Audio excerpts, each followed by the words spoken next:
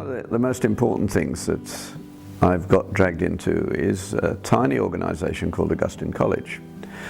This was started against our will, so we believe by the pressure of the Almighty, some 20 years ago, by 6 professors, all of whom were senior professors in the university, all of whom were Christian, and all of whom had watched the phenomenon of young people arriving as good folk, leaving having lost their minds, their faith and their virginity in random order, which is not a good outcome. And pastors know this. There's a huge hole in the church of young people recovering from university. If they join a Christian group when they go to university for a little while, they'll live on a kind of emotional high of singing, dancing and clapping, but that won't last forever. The real questions of life will come through. And we didn't know how to do it. What we did know was that, in fact, Bible school made it worse, because young people coming directly from Bible school quote scripture in the university as though it's authoritative and are surprised when they draw flack. They shouldn't be surprised.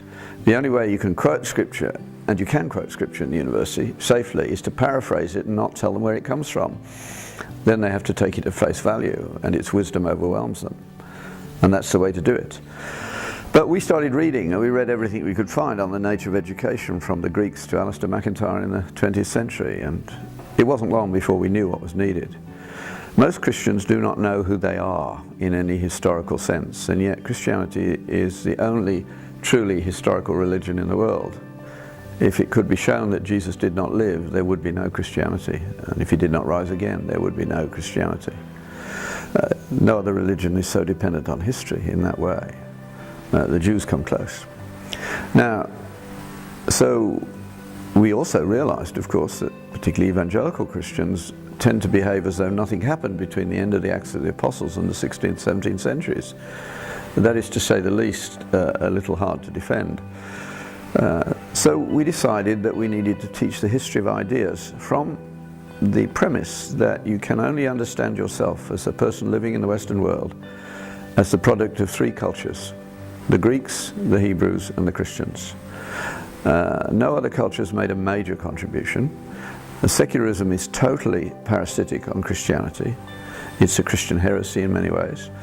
Islam preserved Greek learning in North Africa and Spain, but didn't do that much with it. They did some with it. They produced some great mathematicians. The one real experimental scientist they produced, they persecuted. But experimental science grows out of Christian soil, because inductive reasoning grows out of that. If you're interested in that, you need to come and visit us, or visit our website at augustinecollege.org. So we started teaching the history of ideas from that premise some 20 years ago. It's been an incredibly satisfying thing to do. We've probably had approaching 200 students take the course now. And the good news is that probably 90% of them have a flourishing faith. They go to university and they stop their professors in their tracks because they know the answers to the important questions, they know their history, and they know how to argue. That's well worthwhile doing.